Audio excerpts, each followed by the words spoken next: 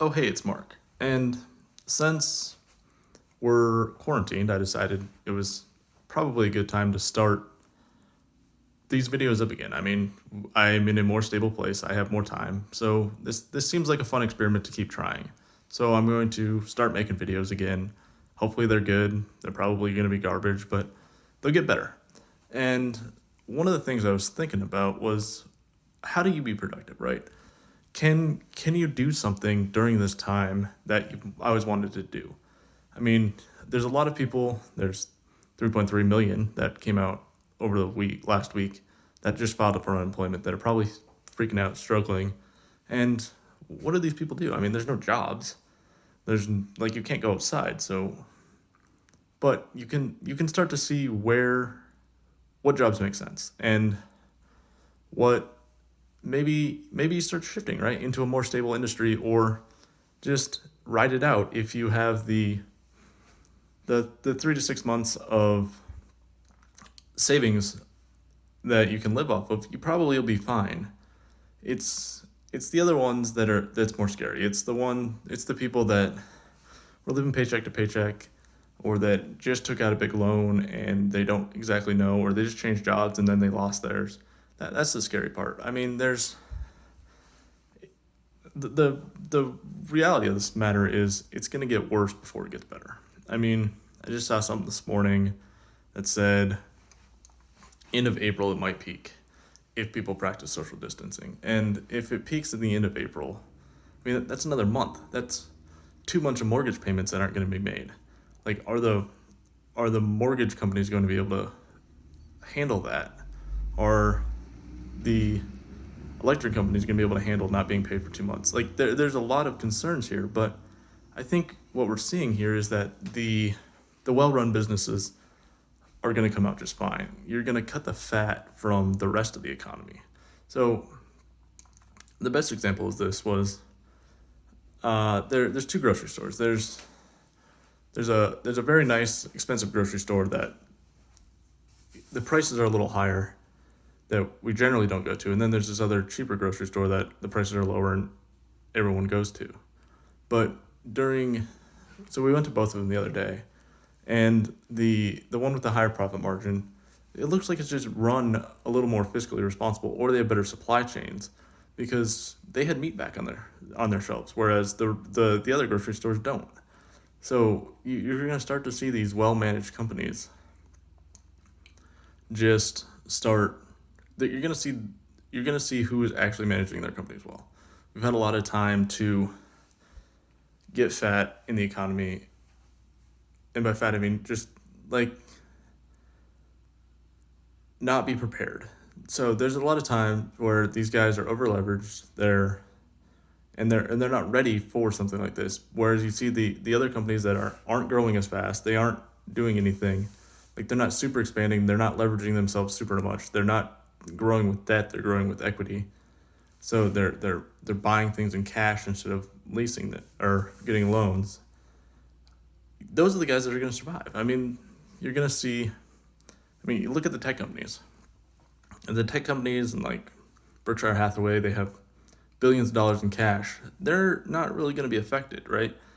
They're going to be able to weather the storm. Whereas all of these smaller companies, like the airlines, are the worst offenders on this one in the media, where they've been buying back shares. They don't actually have this padding of security, and you can see it. So what what I think we're going to see is business principles are going to go back to something closer to the 1930s, 1940s, I guess 1940s, 1950s, where you're going to have a little bit more cash on hand so you can pay payroll for a couple months or for a month with something going bad.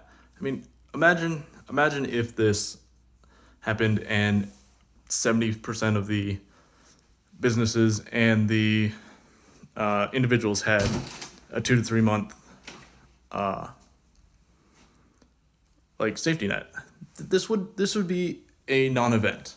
Everyone would just stay home, and like yes, profits would fall during this quarter. We're probably in a recession. We're actually most likely in a recession, but um, it wouldn't be a big deal. Like if we operate a little more fiscally responsibly and have a buffer built in instead of being so lean, and are able to absorb losses like this would have been a non-event, or it wouldn't have been a non-event, I guess, but it would have been way less impactful if 70% of the businesses said, "Yep, guess what? We know we're going to shut our doors for 2 weeks. We're going to telework as much as possible, but we're going to pay everyone."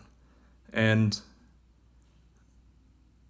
we would have had fewer deaths. There's going to be fewer deaths. There would have been fewer deaths. There would have been fewer spread, like a smaller spread, and the curve would have just been smaller, and all it would have taken was a little bit of, I guess, fiscal responsibility, if you want to call it that, where the businesses just have to think about and have emergency plans in place to be able to pay payroll for a month or two of, okay, what happens if we shutter our doors? What happens if, I don't know, something happens? So maybe someone gets sick. Like, let's support the employees here. They're the ones that actually make our businesses work. And we need to do this. We also need to look at who we're employing and make sure we're employing the right people. But like, we're gonna see businesses get a lot more efficient.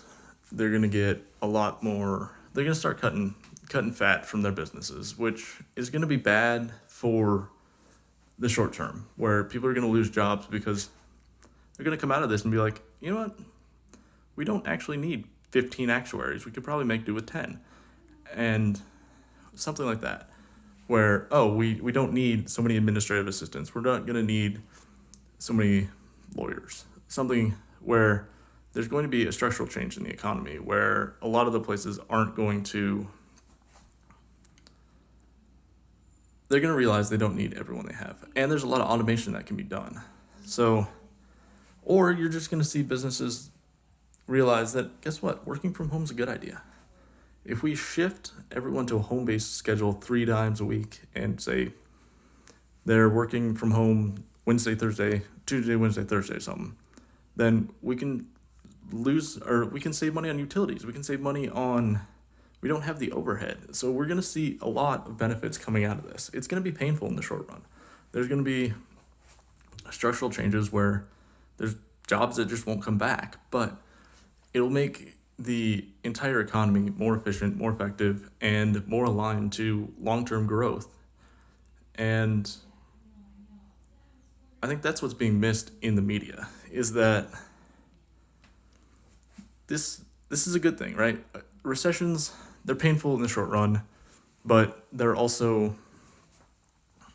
good for the economy. They cut it back such that you can you see what is effective, what's not, and you can also see where your actual product lines are, where your value is, so you can start being a more efficient business so that you can actually survive in the long run. Like, look at Amazon. They're hiring.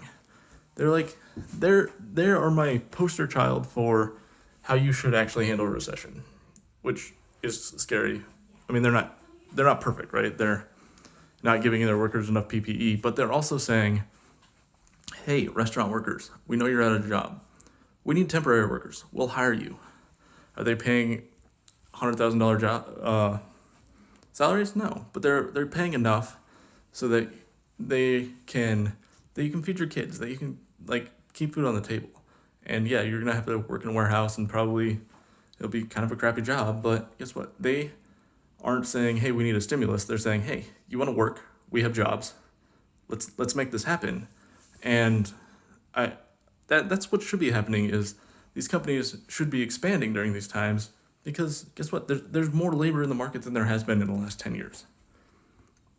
So let's make use of this labor. Let's put the labor in the correct place that it should be, instead of waiting for some industries to die. So there's going to be benefits that come out of this. It's going to be painful. A lot of people are going to lose their jobs. There's going to be a lot of unemployment. But the U.S. economy and the world economy in the whole should become more efficient, more effective, and it'll be good. So, I mean, weather the storm, try to be productive, maybe make YouTube videos, and maybe like and subscribe if you think I make sense, and hopefully I get better at making videos. Thanks.